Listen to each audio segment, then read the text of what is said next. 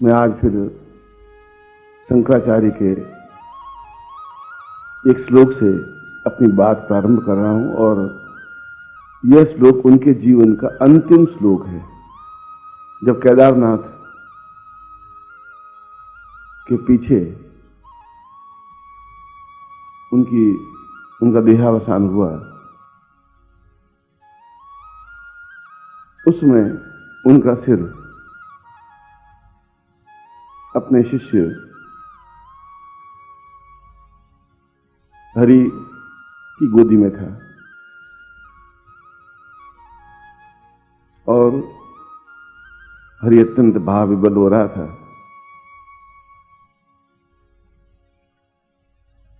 उनका गुरुदेव आप 32 वर्ष की अवस्था में 3200 वर्षों का काम कर दिया है।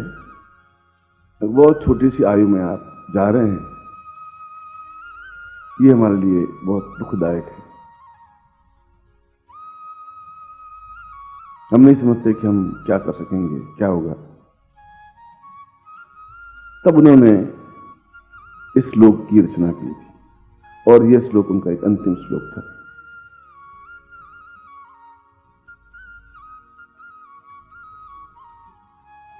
दीर्घम प्रभातम अंतर्वदेवम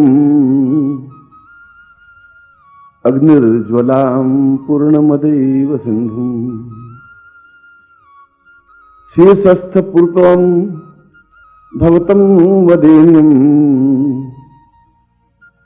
श्रियत्वं भवतां वदैव। उन्होंने एक अपने संस्कृत पांडित्य से हटकर के आने वाले पीढ़ियों के लिए और अपने शिष्यों के लिए यह श्लोक लिखा था। कोई पांडित्य इस श्लोक में नहीं है, मगर इस श्लोक में उनके शिष्यों के प्रति एक सारभूत तथ्य है जो उन्होंने समझाया है। उन्होंने कहा है कि जीवन वह नहीं होता जो आपने उसका अर्थ लिया है, जीवन वह होता है जो हाईएस्ट पॉइंट पर पहुंचा हुआ होता है। इस जीवन में आप पूर्ण यश के भागी बन सकें और मृत्यु के उपरांत भी आप यश के भागी बने ही रहें, वह जीवन कहलाता है। बाकी तो मृत्यु कहलाती है। आप जीवित हैं और समाप्त हो गए, यह शीर्षस्थ व्यक्तित्व नहीं है। शरीर तो सबको बराबर दिया है, मगर जीवन काल में भी यश प्राप्त कर लेना, सम्मान प्राप्त कर लेना, प्रसिद्धि प्राप्त कर लेना, एक मन में प्रसन्नता प्राप्त कर लेना और मृत्यु के बाद भी उसकी सुगंध चारों तरफ व्याप्त रहे, वह शीर्षस्थ व्यक्तित्व है। और हरि तुम्हें ऐसा बनना है कि शीर्षस्थ व्यक्तित्व बन सको कि मृत्यु के बाद भी तुम्हारी सुगंध चारों तरफ व्याप्त रहे। शंकराचार्य केवल 32 वर्ष की कोई अवस्था नहीं होती, आदमी पूरी तरह से पांव पे खड़ा ही नहीं हो पाता। उस समय तक उन्होंने एक दक्षिण केरल का पैदा हुआ लड़का पूरे भारतवर्ष का भ्रमण कर शंकर भाष्य जैसा अद्वितीय ग्रंथ और बाकी 18 और ग्रंथ लिख करके उन्होंने वो सुगंध व्याप्त की कि मृत्यु के उपरांत भी आज तक भी उसकी सुगंध से हम आप्लावित हैं। आज भी उनकी सुगंध हमारे कानों में, नाक में, प्राणों में संचरित है। इसलिए कि उन्होंने जीवन का अर्थ अपने ढंग से समझा। जीवन के 96% लोग जीवन का अर्थ भौतिक उन्नति समझते हैं कि हमारा प्रमोशन हो गया, कि हम एक अच्छे स्टेनो बन गए, एक अच्छे टाइपिस्ट बन गए, या अच्छी नौकरी प्राप्त कर ली, बैंक में क्लर्क बन गए। तुम बैंक में नौकरी करते हो, इस प्रकार के यहां पर 5 लाख लोग हैं जो बैंक में नौकरी करते हैं। तुम स्टेनो हो, यहां पर 25 लाख व्यक्ति ऐसे हैं जो स्टेनो का काम करते हैं। तुम लखपति हो और इस मोहल्ले में कोई घर नहीं है जो लखपति नहीं है। प्रत्येक की कोठी कम से कम 1.5 करोड़ रुपए की होगी, 2 करोड़ रुपए की होगी। तो यह शीर्षस्थ व्यक्तित्व नहीं है। शीर्षस्थ व्यक्तित्व तो अपने आप में एक दूसरा व्यक्तित्व होता है जो ऊंचा भार लिए गतिशील होता है।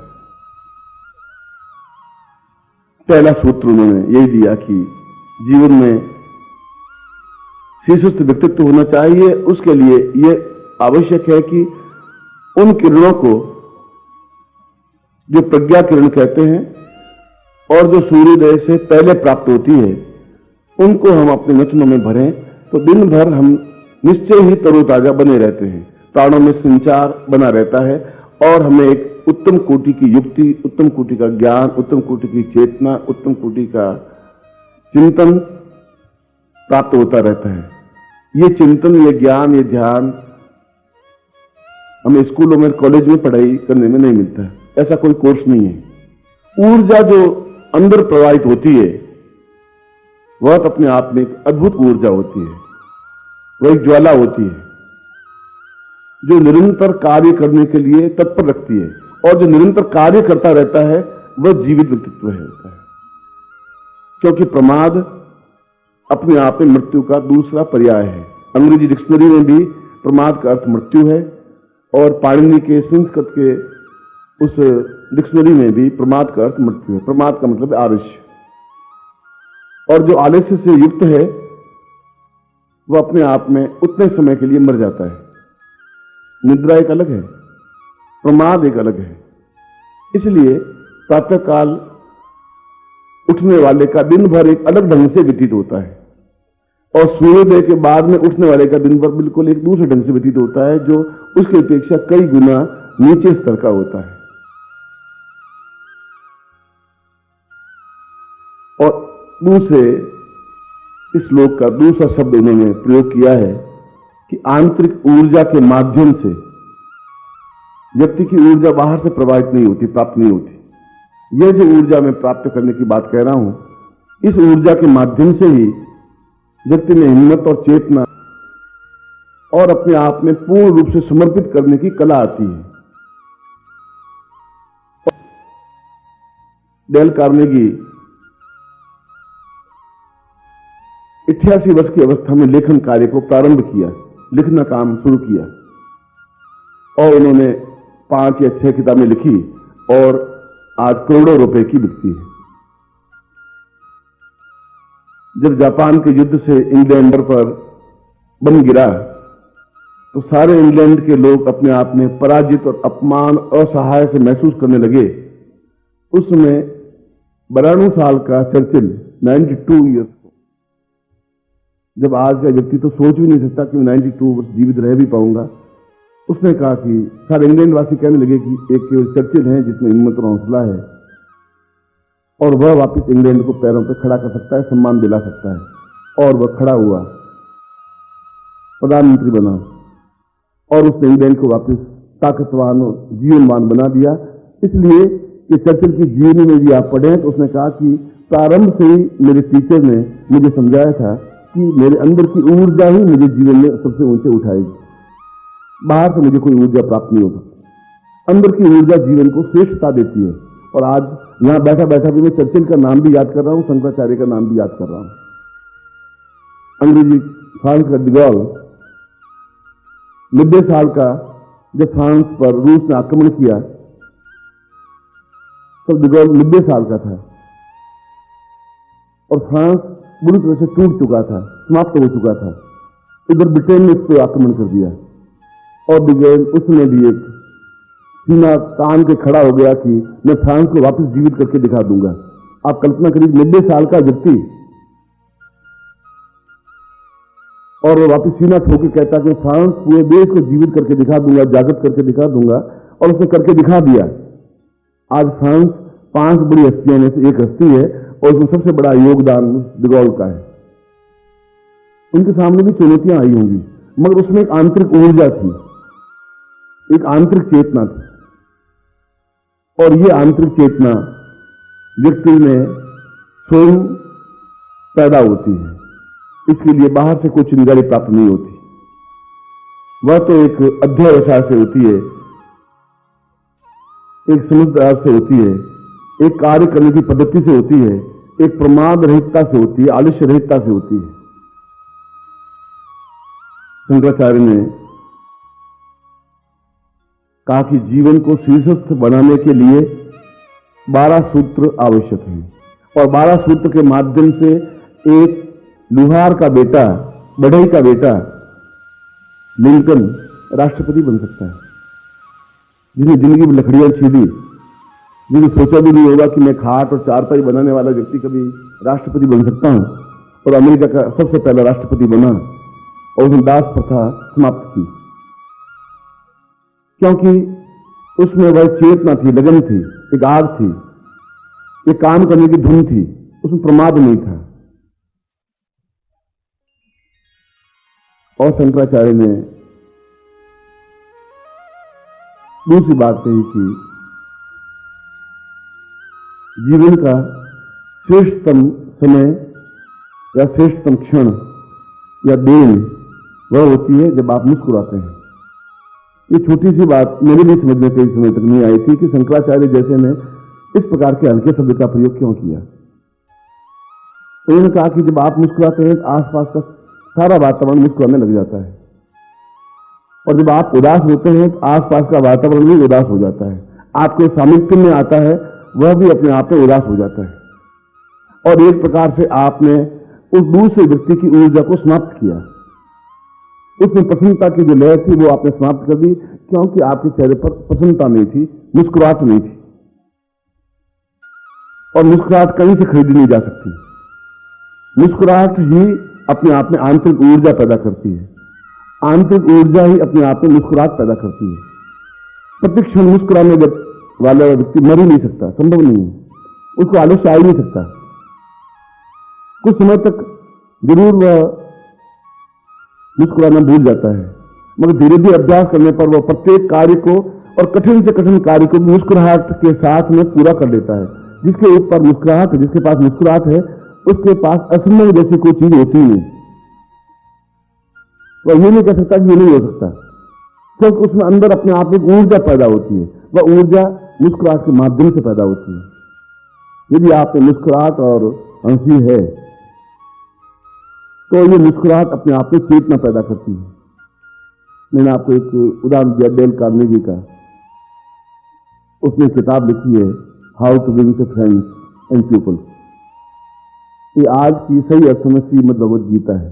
गीता का जो सार है उससे भी ज्यादा उत्तम कोटि की किताब वह है कि हम दूसरों को कैसे साबित कर सकते हैं। How to win a friend, हम दूसरों को मित्र कैसे बना सकते हैं। उसने कहा कि दूसरों को मित्र बनाने की श्रेष्ठतम कला 2 बातों में छिपी हुई है। पहली बात कि आपके चेहरे पर प्रतिक्षण मुस्कुराहट है, चाहे अंदर से आप तकलीफ में हैं, तनाव से हैं, और ये तो आसपास के वातावरण में ये जहर घुला हुआ है ही। तो डेल कार्नेगी कह रहा है कि आपके पास क्या है। आपके पास अगर मुस्कुराहट है तो आप आसपास के 10 गज के एरिया को, वायुमंडल को आप बिल्कुल ऊर्जावान बना देते हैं। आपके संपर्क में आता है वह भी अपने आप में ऊर्जावान बन जाता है। उसने कहा कि यह दूसरों को प्रभावित करने की श्रेष्ठतम कला है। आप किसी मिलने जाएं और मरे हुए चेहरे से जाकर मिलें तो आपका आधा काम तो होगा ही नहीं, आप जो कहेंगे वो काम ही नहीं होगा। एक आप मुस्कुराहट के साथ जाएं, तकलीफ है, वेदना है, आपके पेट में तकलीफ है, आपके घाव लगा हुआ है, वह तो है ही, वह सहन करने की क्षमता है आप में, मगर उसका आपके चेहरे पर प्रभाव नहीं पड़ना चाहिए। तो उसने कहा कि दुनिया को जीत कैसे सकते हैं आप मुस्कुराहट के साथ आप बात करेंगे तो सामने वाला के वातावरण का भी अपने आप प्रफुल्लित वातावरण बनेगा, और उस प्रफुल्लित वातावरण में भी वो भी कहेगा आइए बैठिए, क्या बात है, कहां से आए आप, और आप मरे हुए कहेंगे कि तो ऊर्जावान व्यक्ति नहीं बना। आपकी मुस्कुराहट आपको तो तरोताजा रखती ही है, आप बीमार नहीं बन सकते, आसपास के लोगों को भी ऊर्जावान बनाए रखती है। सूत्र में आपको बता रहा हूं, ये 2 सूत्र केवल एक शब्द नहीं है, ये पूरे जीवन के चैप्टर हैं। ये जो 12 सूत्र दिए शंकराचार्य ने, ये पूरे जीवन का एक अध्याय है, पूरे जीवन समेटा हुआ। और उसी में से कुछ सूत्र लेकर के डेल कार्नेगी ने किताब लिखी, और आज वह 80 करोड़ बिक चुकी है। आप कभी उस किताब को, मैं सोचता हूं लाइब्रेरी में आए और आप प्रत्येक के पास में किताब रहे और आप पढ़ें कि आप उस किताब को पढ़ करके ऊर्जावान बन जाते हैं। उसमें व्यक्तियों को आकर्षित कैसे किया जाता है, सम्मोह कैसा किया जाता है, आपको चेहरे पर आकर्षण कैसे आ सकता है, आपको चेहरे पर सम्मोह कैसे आ सकता है और आप किसी को भी अपने गिरफ्त में कैसे ले सकते हैं, उसमें कहा एकमात्र और मुस्कुराते हुए बातचीत करें। सामने वाले अपने आप में प्रभावित हो जाए। आपका उदास चेहरा आपको डुबाता है आसपास के वातावरण। और तीसरा, शंकराचार्य ने कहा कि जीवन के केवल 2 धुरियां हैं। एक धुरी आलोचना है, एक धुरी प्रशंसा है, तीसरा कोई शब्द दुनिया में है नहीं। आपके पास 2 चीजें हैं, या आप दूसरों की गलतियां निकालने वाले हैं और या आप दूसरों की प्रशंसा करने वाले हैं। यह आपकी ऊर्जा, यह आपकी चेतना आपको इस बात के लिए बाध्य करेगी कि आप क्या करते हैं। एक व्यक्ति दूसरों में कमियां ढूंढता रहता है, इसमें गलती क्या है, इसमें गलती क्या है, इसको डाउन कैसे करें, इसको परास्त कैसे करें, किस ढंग से इसको हम डाउनफॉल कर दें। एक व्यक्ति ऐसा सोचता रहता है और ऐसा व्यक्ति स्वयं दुखी होता है, दूसरों को दुखी कर लेता है। एक व्यक्ति उसकी सुधार या उसमें गुण ढूंढता रहता है। प्रत्येक व्यक्ति में गुण और अवगुणों का सम्मिलन होता ही है। कोई व्यक्ति सर्वांग गुणवान नहीं होता, कोई व्यक्ति सर्वांग अगुणवान नहीं होता। गुण भी होते हैं, अगुण भी होते हैं। हम क्या करते हैं, अपने चश्मे से देखते हैं।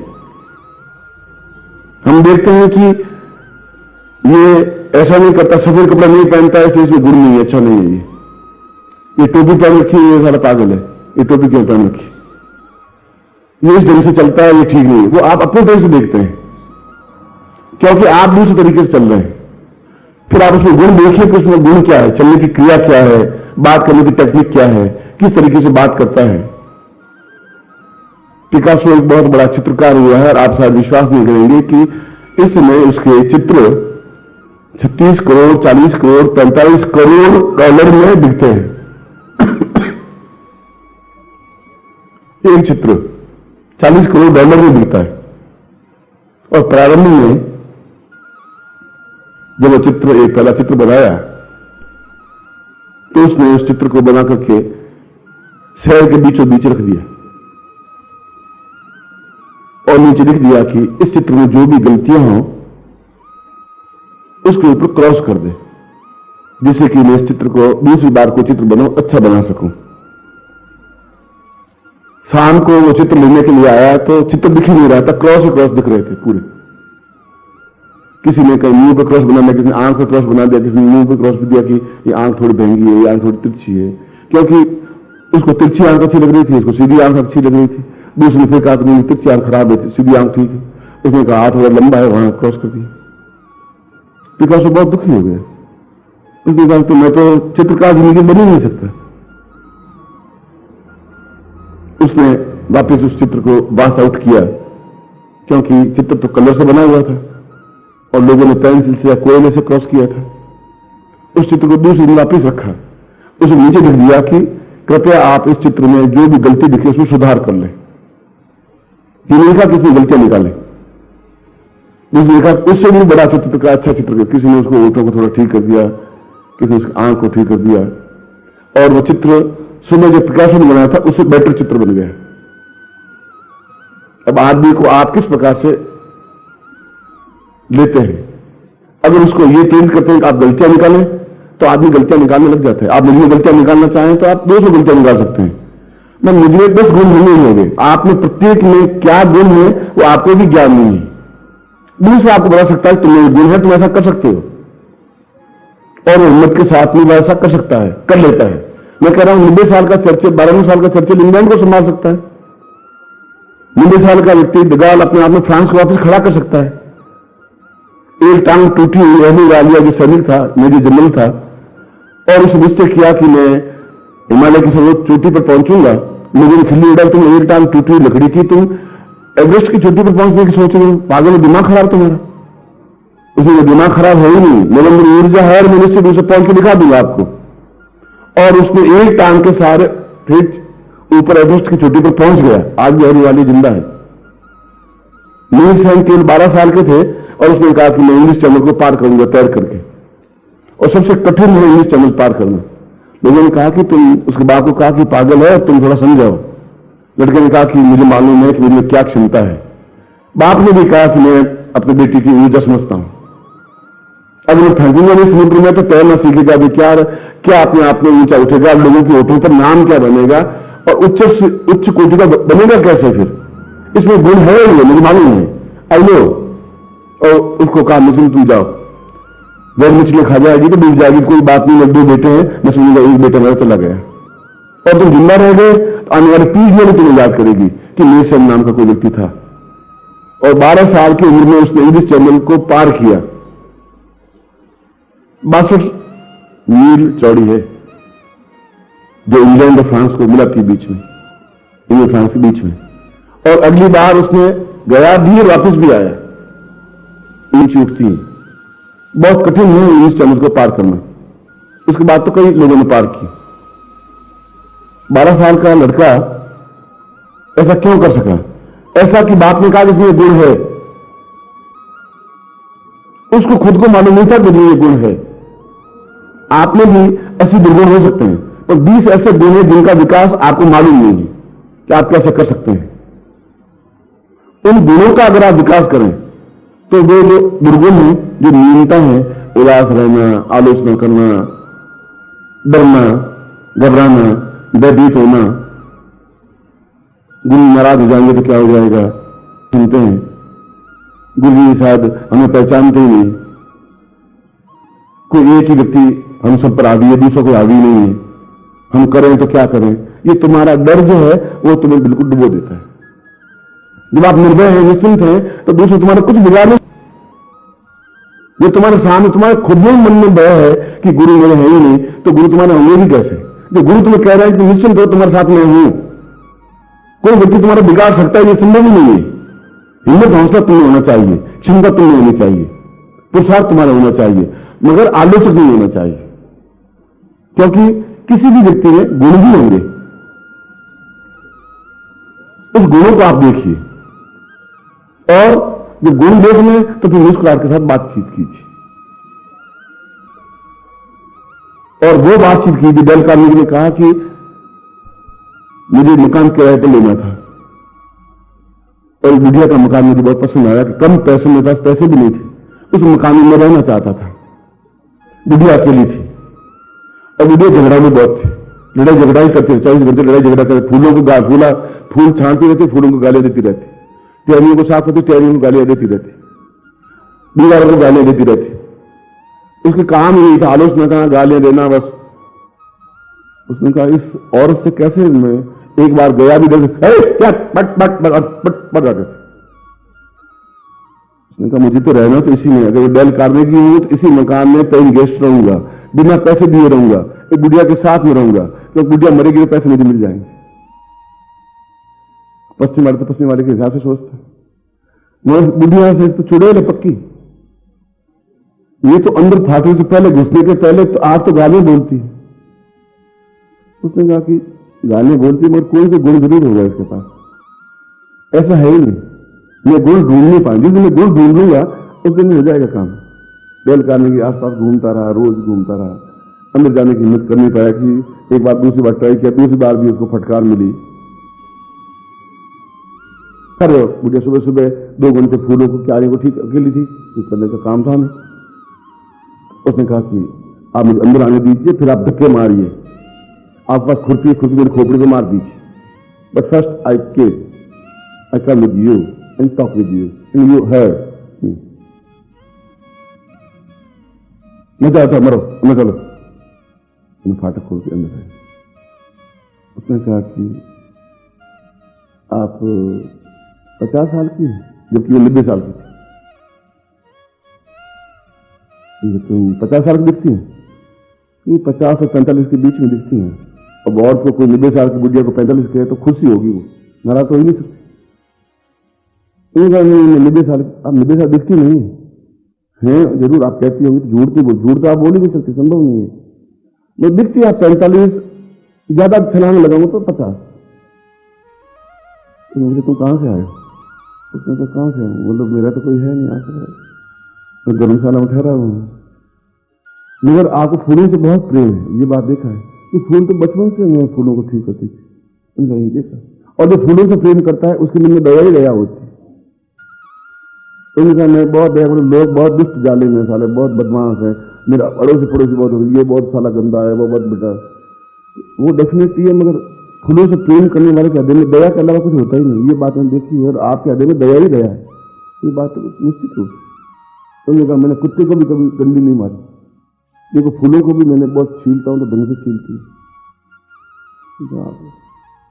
इतनी सी बात करके उसका मैं जाता हूँ, अच्छा बेटा कल फिर आना था, आप कैसे आ जाओ? चला गया। 25% तो लड़का तो ठीक, लड़के ठीक उसने किया।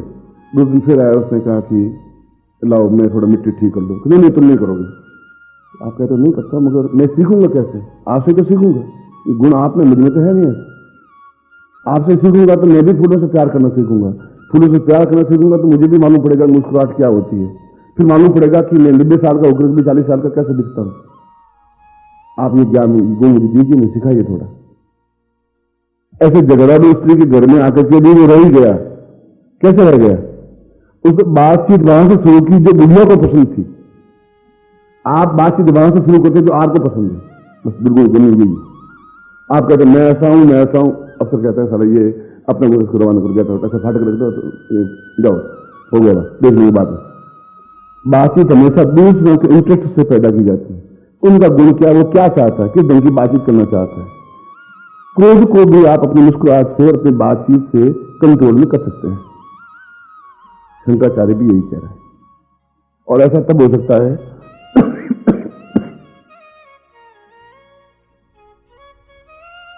जब आप निर्भय होते। चौथा, शंकराचार्य 12 सूत्र दिए थे। पहला सूत्र प्रातःकाल जल्दी उठने की क्रिया, इसलिए नहीं कि आप जल्दी उठें, मगर वास्तव में आप कभी 10 बजे उठ करके देखें। एक दिन टेस्ट वो करें, एक दिन टेस्ट वो करेंगे, आप 5 बजे उठ के देखिए दिन भर आपका कैसा बीता, वो दिन कैसा बीता, आपको टेस्ट करके देख लें। क्योंकि ऊर्जा जो व्याप्त होती है वो 24 घंटे आपको संचालित करती रहती है। सांस लेने की क्रिया अलग है, ऊर्जा बिल्कुल एक अलग चीज है। ऊर्जाहीन व्यक्ति 95% है, जिस ऊर्जा नहीं है, जिस हिम्मत नहीं है, हौसला नहीं है, काम करने की धुन नहीं है, लगन नहीं है, प्रमाद है, तो जीवन को बाहर समझते हैं। 5% व्यक्तित्व ऐसे होते हैं जो ऊर्जावान होते हैं, जो कहते हैं मैं कर सकता हूं। एलू वाले कह सकता है कि मैं एक टांग के सहारे एवरेस्ट पर पहुंच सकता हूं। नीसेन कह सकता है 12 साल की उम्र में मैं 3 साल में पार कर दूंगा। सचिन कह सकता है कि मुझे हिम्मत है, 90 साल का हूं तो जवान हूं, मैं इंग्लैंड को अपने आप पे खड़ा कर दूंगा। ये सब सूत्र हमारे सामने है।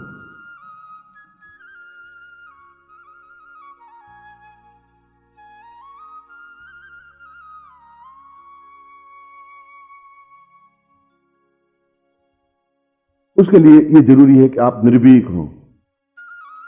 वो निर्भीक का मतलब ये नहीं है कि आप आक्रामककारी हों।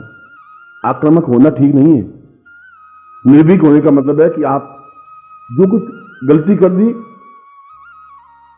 हो गई गलती, आप 2 तो आगे गुरुजी से कह दीजिए गलती हो गई गुरुजी, ये मैं ठीक ही नहीं कर रहा था, वैसी गलती हो गई।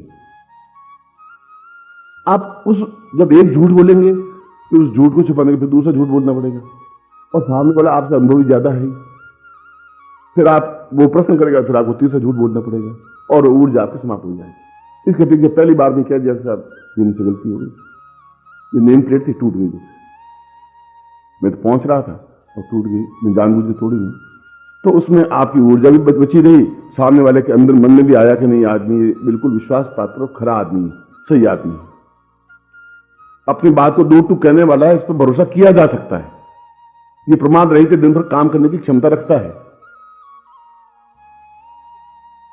कार्य व्यक्ति चाहे कितने बड़े वो आपको मैंने सामान सौंपा, ये सामान तुम्हें वहां पहुंचाना है, ये गाड़ी है, इस गाड़ी पे सामान लदा हुआ है, ये ट्रक में सामान लदा हुआ है, आप जाइए और आप ट्रक से 50 फीट दूर जाके खड़े हो जाए। आप सोचें साला कोई चेक करेगा, अपन क्यों झंझट में पड़े, कर्म फूटे, अपन थोड़ा 50 फीट दूर ही खड़े रहे। तो आपके जैसा कायर बुद्धिल कोई व्यक्ति नहीं है, चाहे 50 साल के हो, 60 साल के हो, 70 साल के हो, यूजलेस है, बेकार है आप। उस समय तन करके आपको खड़ा होना पड़ेगा पास में। कोई आप चरस गांजा अफीम नहीं ले जा रहे, कोई गलत काम नहीं करें, पर आप अंदर से कायर है, बुजदिल है, ये बात दो टूक स्पष्ट है। आप तन के खड़े होइए, आप चेक करिए क्या है, लाइए मैं एक बोरी खोल के दिखाता हूं, चेक कर लीजिए आप। आपकी निर्भीकता से वो अपने आप एकदम ठंडा पड़ जाएगा, क्योंकि उसमें है ही नहीं। आप गलत काम करेंगे तो आपको तकलीफ होने की जरूरत नहीं। मैं कायर व्यक्ति पास में नहीं खड़ा होता, कायर व्यक्ति 40 फीट दूर खड़ा होता है, देखता है कि वापिस ट्रक रवाना होगा तो मैं अंदर बैठ जाऊंगा। इससे ज्यादा कायरता जिंदगी की कुछ नहीं होती, इससे ज्यादा घटियापन भी जिंदगी का कुछ नहीं होता। आपको काम सौंपा है, मैंने आपको ये काम सौंपा है कि ये चीज लेके जाइए, और आप ले जाए और डरते डरते ले जाए, इसमें तो कोई ऐसी तो है नहीं, शराब की बोतलें तो है नहीं, फूल है, फूलों के ऊपर टैक्स नहीं लगता, चोरियां नहीं करते, पुलिस वाले उसको तंगड़ी नहीं करते, उसमें कोई नीचे कोई एक राइफल छिपी हुई नहीं है। क्यों डरते हैं आप? डरते इसलिए हैं कि आप अंदर भीरुता है, आपकी कमजोरी है, आप बुज़दिली है, आपकी निम्नता है। ऐसा व्यक्ति जिंदगी में केवल बचाव जानता है, आक्रमण नहीं कर सकता, और वह जिंदगी में अपने आप में एक मामूली आदमी बनकर के मर जाता है।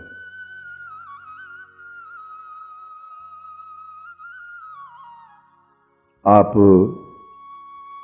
जिंदगी में अगर शीर्षस्थ व्यक्तित्व बनते हैं तो 90 साल के बाद, 89 साल की उम्र में भी डेल कार्नेगी ने किताबें लिखी, करोड़ों रुपए में बिकी। 89 साल की उम्र में पहली बार लिखी, क्योंकि किसी ने कहा कि तुम लिख सकते हो, तुम्हें लिखने का गुण है, ये क्वालिटी तुम में, ये गुण है, बाकी दुर्गुण और होंगे, मगर ये गुण है कि तुम बहुत अच्छा राइटर तुम बन सकते हो। और उसने लिखना शुरू किया।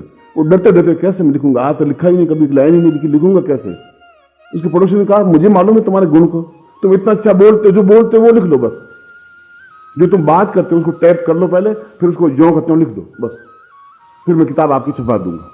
हाउ टू विन फ्रेंड्स पहले इसी प्रकार से लिखी गई। उसने कहा मैं नहीं लिख सकता। उन्होंने कहा तुम कोई बात नहीं, तुम मुझसे जो बात करते हो तो मैं तुमसे प्रभावित होता हूं, तुम दूसरों को प्रभावित कर सकते हो, तुम जो बोलते हो उसको टाइप कर लो, फिर उसके बाद उसको पन्नों पे लिख दो बस। तुम अंदर अपने आप से कुछ जोड़ना नहीं है, और जो बोलता गया वो टाइप करता गया, दिन को वापस लिखता गया, डरते डरते वो किताब उस पड़ोसी को देख तो ऐसा हुआ है, उनका इस किताब को छपा देते। मैगजीन कंपनी में दी, आज वो किताब 45 करोड़ बिक गई है, करोड़, लाख नहीं। नया व्यक्ति सबसे पहले वो किताब लिखी। आपकी ऊर्जा क्या है, आप में क्या प्रतिभा छिपी हुई है, वह दूसरा निकाल सकता है आप में से। ये 4 सूत्र हुए, ये सबसे प्रातःकालीन उस ऊर्जा को प्राप्त करने की क्रिया होनी चाहिए जो आप करते हैं। जल्दी उठते हैं और आलस से छोड़ के खड़े होते हैं, ये सबसे बड़ा गुण है, क्वालिटी है, जो आपको मालूम नहीं होता कि ऊर्जा आपका किस समय कितना और आपको कितना ऊंचा उठाएगी, आज मालूम नहीं पड़ता है। मगर समाज में जब आप जाएंगे या 90 साल के बनेंगे, 80 साल के बनेंगे, तब आपको मालूम पड़ेगा कि वो ऊर्जा बचपन की जो आज तक मेरे काम आई है। मां के संस्कार बचपन के आपके आज भी काम आएंगे, बाप के संस्कार आज भी आप में काम आएंगे। बाप समझदार है तो वो समझदारी आप में रहेगी, बाप एक गंभीर है तो गंभीरता आप में ऑटोमेटिक आएगी। आप प्रातःकाल उठते हैं तो वह ऊर्जा आपके जीवन भर में, दिन भर में वह ऊर्जावान बने रहेंगे। ये सबसे ऊंची तत्व है, ऊंची चीज है जो आप प्राप्त करते हैं, जो दिन भर आपको चार्ज करती है। सांस एक अलग ढंग से लेते हैं, चार्ज एक अलग ढंग से होते हैं। और दूसरा कि आप बिल्कुल मुस्कुराते रहते हैं। हो सकता है कि इस व्यक्ति में कुछ दुर्गुण होंगे, मैं जानता हूं 90% दुर्गुण है, पर 10% गुण भी हैं। मगर जब आप मुस्कुराएंगे तो आसपास के वातावरण को मुस्कुराहट बनाएं। आप मुझसे मिलेंगे तो रोते हुए मिलने की अपेक्षा आप मुस्कुराते हुए काम करते हुए मुझे मिलेंगे, तो मैं भी आपके पास 2 मिनट बैठने की इच्छा रखूंगा। आपकी तकलीफ है, आपकी वेदना है, आपकी घुटन है, आपकी कोई समस्या है, वो आपकी है, उसके ऊपर वह जब मुस्कुराहट के एकदम से प्रहार करेगा तो वह चीज अपने आप समाप्त हो जाएगी, जो ओरिजिनल मुस्कुराहट होगी। और तीसरा, आप अपने आप को किस प्रकार से आसपास के वातावरण को और बिना आलोचना के प्रशंसा युक्त अपनी देन देते हैं, दूसरों का गुण कैसे करते हैं। जैसे मैंने बताया कि उस मकान में रहने के लिए उसने उसकी इंटरेस्ट से बात शुरू की, अपने इंटरेस्ट से बात, लोग अधिकतर पहले हम अपना इंटरेस्ट बताते हैं कि मैं ऐसा हूं, मैं ऐसा हूं, मैं इतना विद्वान हूं, बीए पास हूं, मैं ये हूं और मैं इस काम से आया हूं, तो वो बोर हो जाएगा। ये देखिए उसकी रुचि क्या है, उसका इंटरेस्ट क्या है, उस ढंग से वो बात करें। और आसपास के लोगों को भी आलोचना करने से तो काम चलेगा ही नहीं। आप उसमें प्रशंसा, उसके गुण क्या है, उन गुणों को उभारते हुए बात करिए, उसको थपथपाइए, उसको तैयार कीजिए, अपनी बात को भी उसको कहिए, भैया रजनीश देख मेरा काम है थोड़ा, देखते रजनीश 2 मिनट में आपका काम कर लेगा। रजनीश ये काम ले थोड़ा कर देना, ये तुम्हारा काम है, ड्यूटी तुम्हारी, मेरी ड्यूटी नहीं है, ठीक रख देना, कर लूंगा बात। दोनों डिफरेंस है। और चौथा, आप निर्भीक होंगे। कायरता तो अपने आप में, जो ही कायरता पैदा हुई आप मर गए, यूं समझ लीजिए आप। कायरता क्या है? झूठ आप क्यों बोले? गलती की, माइक मेरे से खराब हो गया, मैं कह दूंगा इसको रविंद्र को कि मैंने किया था मगर मैंने गलत बटन दबा दिया, टूट खराब हो गया, अब देख ले कैसे ठीक हो सकता है, गलती तो मैंने की है। तो उसको भी समझ में आएगा कि इसने जानबूझ के कोई बात नहीं की। जब आपको कोई काम सौंपा जाए और आप खुद हाथ पीछे करके दूर खड़े रहे, मैं आपको रथ में वर्षा को भेजूं मान लो, या तुम्हें किसी को भेजूं, या इस मिश्रा को भेजूं, और मिश्रा सोचेगी साला रथ में इतना सामान है, पुलिस वाला बारे में चेक करेगा, और तुम 40 फीट दूर जाके खड़े हो, तुम सोचोगे अपनी झंझट में क्यों पड़े? अरे इसमें झंझट है ही नहीं, इसमें तो सामान पूजा का सामान है। एक आप खोल के देख लीजिए, मैं खोल के दिखा देता हूं, लाइए मैं खोलता हूं, देखिए आप क्या है इसमें। तो सामने वाला पुलिस भी या एक्स वाई जेड प्रभावित ही होगा कि इसमें कुछ होने का सवाल ही नहीं है। उनका आप इतने कमजोर हैं कि इसमें कुछ है, आप चेक कर लीजिए ना, हम पूरा खोल देते हैं आप। और जो ही आप डरेंगे, तो मैंने तो आपको भेजा था कि आप हिम्मतवान और ताकतवान हो, होशियार है, बुद्धिमान है, निर्भीक है, और आप कायरता और बुज़दिली से आप पेश आते हैं। इसलिए आपको दुनिया में कोई बिगाड़ नहीं सकता, भगवान भी नहीं बिगाड़ सकता आपका, यदि आप निर्भय हैं तो। और निर्भय जीवन ही अपने आप में संपूर्ण जीवन है। ये चारों गुण जीवन के एक आवश्यक तत्व हैं, जिससे व्यक्ति अपने आप में उच्च पदस्थ बनता है। कि ऊंचा बनने के लिए, और जीवन में अगर ऊंचे बने नहीं तो फिर जीवन का कोई अर्थ नहीं। चाहे वो आपने रेल गाड़ी में 4 लाइनें लिखी, चाहे इंदिरा गांधी ने बांग्लादेश ही बनाया, तो जूझी वो, हिम्मत के साथ जूझी। आप कल्पना करिए एक औरत की जिसकी किडनी थी नहीं, एक किडनी थी, पूरी जिंदगी में एक किडनी के सहारे चली, वो एक किडनी नहीं थी। उस इंदिरा गांधी के एक बॉल्व नहीं था, 6 बॉल्व होते हैं, उसमें एक बॉल्व ब्लॉक था प्रारंभ से। बहुत गंभीर बीमारियां उसको प्रारंभ से ही थी, जन्म से ही ऑटोमेटिकली। उसके बाद भी वह जब जवानी में आई, 24 साल 25 साल की हुई, पति मर गया, फिरोज गांधी मर गया। फिर वह थोड़ी सी बड़ी हुई तो प्रधानमंत्री पद संभाला, तो उसका एक जवान बेटा मर गया, संजय गांधी। इतना मानसिक तनाव झेलते हुए जूझती रही, हिम्मत के साथ जूझती रही। आज दुनिया में 3 लोगों के नाम लिए जाते हैं बहादुरी, किसमें है? चर्चिल, डिगॉल और इंदिरा गांधी। पूरे वर्ल्ड में इस बार न्यूयॉर्क टाइम्स में प्रकाशित किया है कि इस 100 साल के इतिहास में कौन से 3 व्यक्ति निर्भीक बने, उनमें 3 नाम रखे। करोड़ों लोग पैदा हुए होंगे, करोड़ों लोग मर गए होंगे, मगर उनका ये 3 व्यक्ति जुंजारू थे जिन्हें हिम्मत नहीं आ रही, और वास्तव में उन्हें हिम्मत आ रही नहीं। उम्र के अंतिम पड़ाव तक भी जूझती रही। जिसका जवान बेटा मर जाए वो तो अपने आप निडाल हो जाती है, जिसका पति मर जाए वो तो कितनी पराजित हो जाती है, उसमें कोई बात नहीं। ये तो प्रभु की जो इच्छा हुई होगी। मुझे जूझ करके अपने नाम, और आज इंदिरा गांधी का नाम मेरे होठों पर इस सुबह सुबह आ रहा है, चर्चिल का नाम आ रहा है, क्योंकि वो निर्भीक थी। जो करूंगी 2 टूक करूंगी। इसमें घबराहट और तकलीफ से क्या होगा? उन 12 सूत्रों में से 4 सूत्र मैंने आपके सामने रखे हैं कि हम किसी की आलोचना हम नहीं करें, उसके गुणों का विकास करें, उसमें गुण ढूंढें। आप मुस्कुराएं और आसपास के वातावरण को भी मुस्कुराहट बनाएं। अपनी ऊर्जा को जागृत करें, उस ऊर्जा से दूसरों को भी प्रभावित करें। और चौथा, आप निर्भीक बने और जिसकी वजह से आप यहां बैठे हैं, आप इस मकान की वजह से, किचन की वजह से, खाने की वजह से आप यहां नहीं बैठे हुए। आप यहां बैठे हैं एक पर्सनैलिटी के लिए, एक गुरु के लिए। एक भावना तुम्हारे मेरे प्राणों से जुड़ी हुई है। जब वो है तब आप फिर निश्चिंत हैं, तब आप उसके प्रति पूर्ण रूप से समर्पित बनिए। और मैं भी आपके प्रति पूर्ण रूप से समर्पित बनूं, मेरी भी ड्यूटी उतनी है।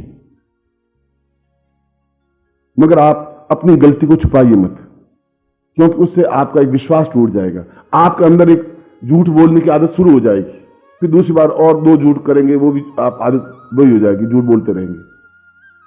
फिर तीसरी बात भी छुपाएंगे, चौथी बात आपने चोरी कर ली गुरुजी, मुझसे गलती हो गई, शाम को मुझे ये मैंने चोरी कर ली, मुझसे हो गई, ये अपराध मुझसे हो गया है।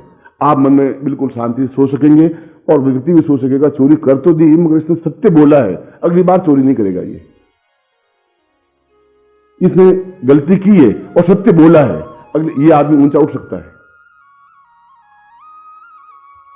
और ये चारों गुण अपने आप में एक एक जो शंकराचार्य ने सूत्र दिया है, 4 सूत्र दिए, 12 है, 4 कल बताऊंगा, 4 परसों बताऊंगा। मतलब 4 सूत्र भी हीरे मोतियों से तोड़ने लायक है। हीरे मोतियों से भी इतना अनुभव प्राप्त नहीं हो सकता, इतना गुण प्राप्त नहीं हो सकता। और ये गुण यदि आप अपने जीवन में उपयोग करने लगेंगे तो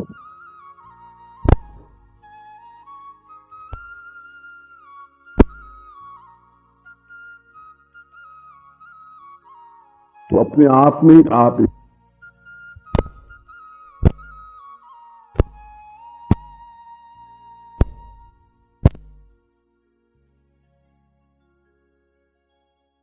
बन सकेंगे। और मेरा आशीर्वाद है कि आप अद्वितीय व्यक्तित्व बने और इन गुणों का विकास आपके जीवन में अभी से हो, ऐसा ही मैं आपको आशीर्वाद देता हूं और आपकी कल्याण कामना करता हूं कि आप सभी दृष्टियों से मेरे प्रति अनुरक्त होते हुए मेरे प्राणों में बसें और मेरे प्रत्येक सांस में आपका नाम हो, ऐसा मैं आपको हृदय से आशीर्वाद देता हुआ कल्याण कामना करता हूं।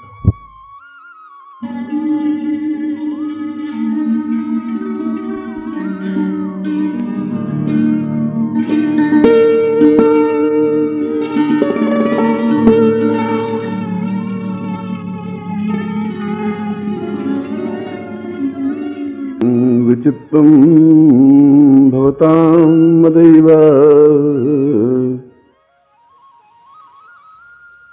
देवोऽथवा भवतां सदैव ज्ञानार्थमूलमपरं महितां विहंसि शिष्यत्वैव भवतां भगवद् नमामि। कल का प्रातःकालीन प्रवचन भी मैंने शंकराचार्य के श्लोक से ही किया था और उन्होंने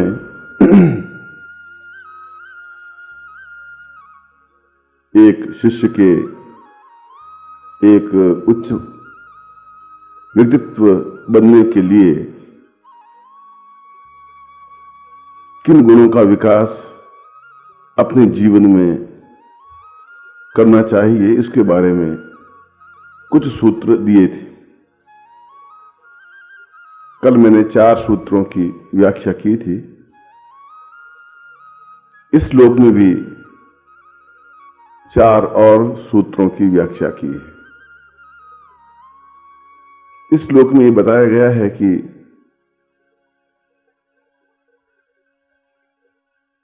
जीवन का श्रेष्ठ तत्व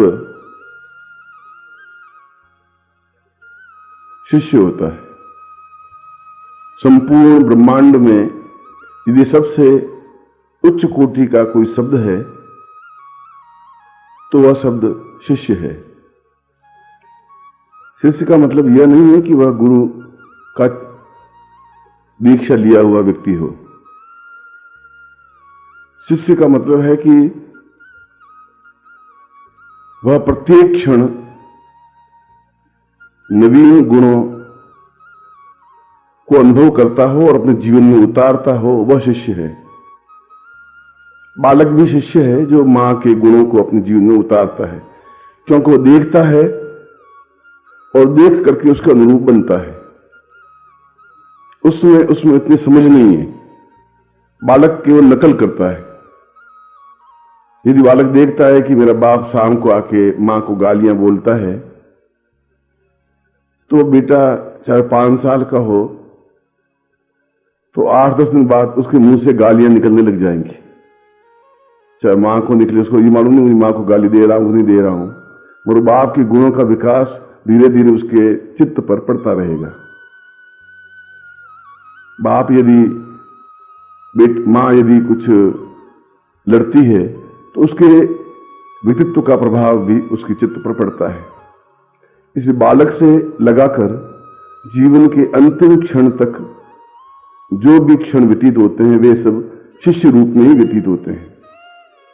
और जब हमारा शिष्य रूप दब जाता है तब तुम्हारा राक्षस वृत्ति उस पर हावी हो जाती है, क्योंकि चारों तरफ वातावरण राक्षस वृत्ति का है। आज ही नहीं, सतयुग से लगा करके और आज तक का जीवन राक्षस में ज्यादा रहा है, पाप में ज्यादा रहा है, वाम मार्गी ज्यादा रहा है, असद गुणों के विकास वाले व्यक्तित्वों का ज्यादा रहा है। सैकड़ों हजारों कांटों बबूलों में से 1-2 गुलाब के फूल खिलते हैं, हजारों फूल नहीं खिल पाते।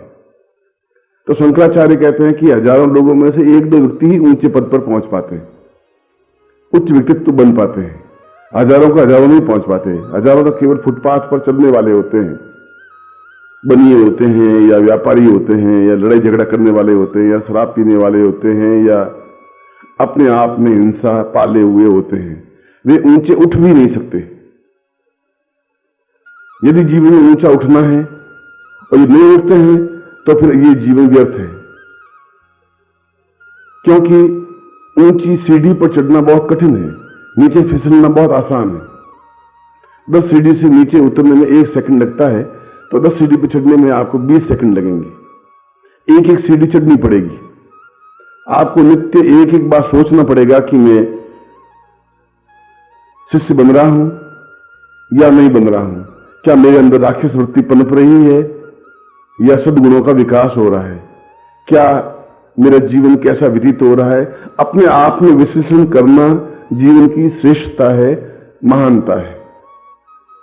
और यह व्यक्ति वह कर सकता है जो अपने आप में बिल्कुल किसी शिष्यवत बनकर गुरु के पास रहने की सामर्थ्य रखता हो। और शंकराचार्य कहते हैं ऐसे ही व्यक्ति गुलाब के फूल बनते हैं जो सही अर्थों में गुरु के लिए अपने आप को समर्पित कर देते हैं। औरंगजेब के जमाने में तानसेन एक बहुत बड़ा गायक बना। उनके गुरु हरिदास थे और हरिदास के पास 40 शिष्य थे। 41 शिष्य तानसेन था। अकबर आए एक बार, तानसेन अकबर के दरबार में गायक था। अकबर ने कहा कि मैं तुम्हारे गुरु को देखना चाहता, तुम इतने संगीतज्ञ हो, तुम्हारे गुरु कैसे होंगे। उन्होंने कहा वैसे ही है जैसे मेरा शरीर है, जैसी मेरी आकृति है वैसा ही है, मगर मेरे उनमें अंतर यह है कि उनका संगीत, उनके शब्द, उनकी ध्वनि मुझसे करोड़ों गुना ऊंची है, क्योंकि उनमें सद्गुणों का विकास है। मैं एक नौकर हूं, मैं आपकी दी हुई रोटियां खाता हूं और वे उन गुणों की वजह से पूजे जाते हैं, इसलिए तुम उनसे नहीं मिल पाओगे। अकबर तो एक राजा था और ऐसे व्यक्ति क्रोधी होते ही हैं। उसने कहा कि मैं देखता हूं कैसे नहीं मिल पाते हैं। और वो गए, बाहर शिष्य घूम रहे थे। उसने कहा कि मैं हरिदास से मिलना चाहता हूं, मैं अकबर आया हूं। उसने कहा कि होंगे कोई अकबर। शिष्यों ने कहा हमें अकबर से कोई लेन देन नहीं है, हम तो एक नाम जानते हैं जिनका नाम हरिदास है। इसके अलावा न हमें नाम जानने की आवश्यकता है, न हम किसी नाम को जानते हैं। आप कोई अकबर होंगे तो होंगे, राजा होंगे तो होंगे, हम अपनी चाकरी खाते हैं, हम दूसरों के आश्रित नहीं है, अपनी खेती करते हैं, उस पर रोटी खाते हैं, और हम शिष्य हैं, और केवल एक नाम के अलावा हमारे ओठों पर दूसरा नाम आ ही नहीं सकता। अकबर ने तलवार निकाली और शिष्य का गर्दन काट दी। जो ही काटी उस जगह पर दूसरा शिष्य आके खड़ा हो गया। उसने कहा आप नहीं मिल पाएंगे, क्योंकि गुरु ने कहा कि मैं इस समय किसी से भी नहीं मिलना चाहता हूं, तो आप नहीं मिल पाएंगे। और इतिहास साक्षी है कि उन्होंने 40 शिष्यों का गर्दन काट दी। एक शिष्य गिरा, दूसरे शिष्य खड़ा हो गया, दूसरे शिष्य गिरा, तीसरा शिष्य आके खड़ा हो गया। एक क्षण भी ये चिंता नहीं की कि मेरा जीवन है और मैं क्या कर रहा हूं। उनके जीवन में एक ही बात थी कि मैं शिष्य हूं, और गुरु के लिए अपने जीवन को सर्वस्व आज भी करूंगा तो कल मौत मुझे खींच के ले जाएगी, मैं मर जाऊंगा। कभी कभी मौत मुझे आज नहीं तो 20 साल बाद मुझे गर्दन से मरोड़ के खत्म कर देगी। तो मैं एक अच्छे गुण, एक अच्छे व्यक्तित्व के लिए अपनी जान को न्यौछावर कर देता हूं, तो वापिस जन्म ले लूंगा, मगर मेरा नाम इतिहास में तो रहेगा ही, क्योंकि आज तक जिन सीढ़ियों पर चढ़ा हूं वे सदगुणों की सीढ़ियां हैं। हरदास ने हमें जो ज्ञान दिया है वो अपने आप में यह है कि तुम्हें श्रेष्ठ बनना है, और श्रेष्ठ बनने के लिए अपने आप में आत्मोत्सर्ग करने से ही श्रेष्ठता बनती है। जहां पर भी छल प्रपंच होता है, जहां पर भी षड्यंत्र होता है, जहां पर भी गुरु के विरुद्ध विश्वमन होता है, वहां पर शिष्य सुन नहीं सकता। वो इतना भी नहीं सुन पाया कि मैं मिलना चाहता हूं, मैं जबरदस्ती मिलूंगा। शिष्य ने कहा आप नहीं मिल सकते, हम खड़े हैं, इसके बीच में आप नहीं मिल सकते जब तक उनकी आज्ञा नहीं होगी। हमने आज्ञा भिजवा दी है, उनकी आज्ञा हमारे पास मिली नहीं है, और उन्होंने गर्दन काट दी, क्योंकि वे संगठित थे। और अकबर एक षड्यंत्रकारी था, एक धोखेबाज था, एक विश्वासघाती व्यक्तित्व था। उसने जोधाबाई से शादी इसलिए की कि ये मारवाड़ के राजा हमारे कंट्रोल में रहें, मेरे बस में रहें। उसने जजिया कर लगाया तो अकबर ने लगाया, और केवल एक व्यक्ति की आज्ञा का पालन करने के लिए कि अरदास ने कहा कि मैं तो राम का चाकर हूं, मुझे किसी और चाकरी करने की जरूरत नहीं है, इसलिए उनको कह दीजिए कि मैं उनसे मिलने की इच्छा रखता नहीं हूं, मैं केवल गुणगान करता हूं तो ईश्वर का गुणगान करता हूं और मेरे आत्मा का गुणगान करता हूं। और एक एक करके केवल 5 मिनट में 40 शिष्यों का वध कर डाला। अकबर बड़ा निर्लज्ज हुआ, उसने कहा कि ये क्या शिष्य है, ये तो गुणों की खान है, हीरों की एक पोटली है, पूरी बोरी भरी हुई हीरों की। एक एक व्यक्ति अपने आप में हीरों से भरा हुआ व्यक्तित्व है, जिन्होंने केवल एक आज्ञा के लिए अपनी जान को न्यौछावर कर दिया। मेरा षड्यंत्र, मेरा छल, मेरा प्रपंच, मेरा झूठ, ये सब कुछ समाप्त हो गया। मैं कुछ कर भी नहीं सका। अकबर महान, मैं अपने आप झूठा कहलाता हूं। महान तो ये है क्योंकि इन्होंने अपनी महानता का परिचय दिया है, अपना जीवन उत्सव कर दिया। उन्होंने समझ लिया कि यह जीवन तो एक बहुत छोटा सा जीवन है, ये जीवन आज जाए या 20 साल बाद जाए, उससे क्या फर्क पड़ता है। यदि हमने उनकी रक्षा ही नहीं की, यदि हम उसके काम ही नहीं आ सके, यदि हम उनको पसंद ही नहीं कर सके, यदि उनको इस षड्यंत्र का शिकार होने दे दिया, तो फिर हमारे जीवन का कोई अर्थ नहीं है। अकबर अत्यंत निर्लज्ज होकर के वापस घोड़े पर बैठ करके अपने सैनिकों सहित दरबार में आ गया, और आकर के फूट फूट के रोने लगा कि आज मैंने सबसे अधम व्यक्तित्व बन गया हूं।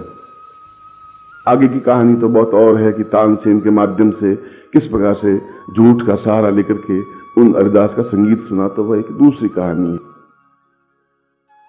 किस प्रकार से एक आज्ञा के पालन के लिए उन्होंने अपने जीवन को भी एक बहुत छोटा सा समझा, और आज भी उन शिष्यों के नाम आईने अकबरी में नाम स्पष्टता के साथ अंकित है। आज भी भारत के इतिहास में उन लोगों 40 लोगों के नाम अंकित हैं। जब तक कि हरिदास को ज्ञात नहीं हुआ मेरे 40 शिष्य कट चुके हैं, वो अपनी झोंपड़ी में बिल्कुल एक संगीत में रत थे। तो शंकराचार्य कहते हैं कि जीवन का श्रेष्ठतम शब्द शिष्य है। यदि शिष्य वह होता है जो अपनी जान को हथेली पर लेकर के चलता है, और जिनके पास 2 तरह के व्यक्तित्व होंगे। एक व्यक्ति सद्गुणों का आगार होगा, भंडार होगा, एक व्यक्ति षड्यंत्र का भंडार होगा। जो 24 घंटे यही सोचेगा कि कैसे छल करूं, कैसे झूठ बोलूं, कैसे प्रपंच रचूं, कैसे इनको फुसलाऊं, कैसे इसको फूट डालूं, कैसे इन दोनों के बीच में लड़ाऊं, कैसे अपने आप को श्रेष्ठ सिद्ध करूं। और उसके बाद भी उनकी चित्त पर कोई प्रभाव नहीं पड़ता। वो समझते हैं कि मैं क्या हूं, और जो सही अर्थों में शिष्य है और जिनके अंदर सद्गुण है वे असद गुणों को तुरंत भांप लेते हैं। जो गुलाब के भांप लेते हैं कि यहां दुर्गंध है, कहां से नाली बह रही है मालूम नहीं, पर है दुर्गंध और मुझे दुर्गंध से दूर हट जाना है। या तो किनारा करके खड़ा हो जाता है या फिर उस सुगंध में व्याप्त करने के लिए तैयार हो जाता है, मगर उस नाली का कीड़ा नहीं बनता। और नाली का कीड़ा बनकर के जीवित 1000 साल भी जीवित रहने की अपेक्षा वो 2 दिन जीवित रहना ज्यादा अच्छा है, जहां वह अपने गुरु की रक्षा करने के लिए, उनकी आज्ञा पालन करने के लिए, अपने जीवन को आत्मोत्सर्ग करने के लिए भी तैयार रहता है। यह जीवन की श्रेष्ठता का एक और मापदंड है। यदि हमने उनके लिए अपने आप को न्योछावर नहीं किया, वह चाहे भगवान हो, वह चाहे गुरु हो, वह चाहे आपको ज्ञान देने वाले हों, एक तरफ ऐसे व्यक्ति हैं। क्योंकि गुलाब के फूल तो 4-5 खिलेंगे, और यदि 4-5 फूल भी टूट गए तो फिर कांटे ही कांटे जीवन में रह जाएंगे। जहां भी जाओगे तुम्हें कांटे मिलेंगे। उन कांटों के बीच जीवित रहना है या उन गुलाब के फूलों को जीवित बनाए रखना है, तो उन कांटों को तोड़ना ही पड़ेगा। उन कांटों को तोड़ेंगे तो फूल विकसित होंगे। आसपास की घास खोदेंगे तो फूल का विकास होगा। और हमने जीवन में कांटों का विकास किया या फूलों का विकास किया? हमने कांटों की रक्षा के लिए अपने क्षणों को व्यतीत किया या फूलों की रक्षा के लिए अपने क्षणों को व्यतीत किया? ये अपने चिंतन का विषय है। हमने अपने जीवन के कितने क्षण उस गुरु को दिए, कितना समय उनके लिए दिया, किस प्रकार से उनको बचाया, किस प्रकार से उनकी सेवा की? यह जीवन का एक उच्च स्तरीय सोपान है। यह जीवन का एक उच्च स्तरीय मापदंड है, अपने आप को नापने की क्रिया है। और यह स्थिति शिष्य कहलाती है, और यह शिष्य शब्द से ही सेवा शब्द बना है। जहां सेवा है वहां शिष्यता है, जहां शिष्यता है वहां सेवा है। और सेवा का तात्पर्य है कि उन गुलाब के फूलों को विकसित करने में सहयोग देना, और सहयोग देने के लिए तूफान आंधी के बीच में तन करके खड़े हो जाना, जिससे कि वो टूट करके गिर नहीं जाए। और वही गिर गए तो चारों तरफ नाली के कीड़े बहने लग जाएंगे, फिर हमारा जीवन अपने आप में व्यर्थ हो जाएगा, फिर हमारे जीवन का कोई अर्थ नहीं रह पाएगा। और हम अगर जीवन को सही अर्थों में जीवित रहना चाहते हैं, और चाहे जितने समय तक भी रहें, उतने समय तक हम अपने छाती ठोक के कह सकते हैं कि हमने कुछ क्षण उनके साथ बिताए हैं, और तूफान की तरह उस अंधकार और उस प्रकाश के बीच में तन करके खड़े हो गए।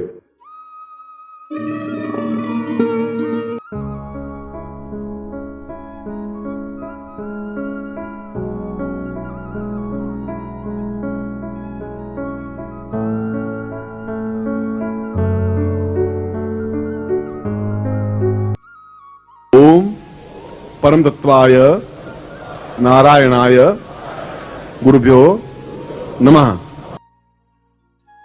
ओम ह्रीं मम प्राण देह रोम प्रतिरोम चैतन्य जाग्रय ह्रीं ओम नमः। ओम भूर्भुवः स्वः तत्सवितुर्वरेण्यं भर्गो देवस्य धीमहि धियो यो नः प्रचोदयात्।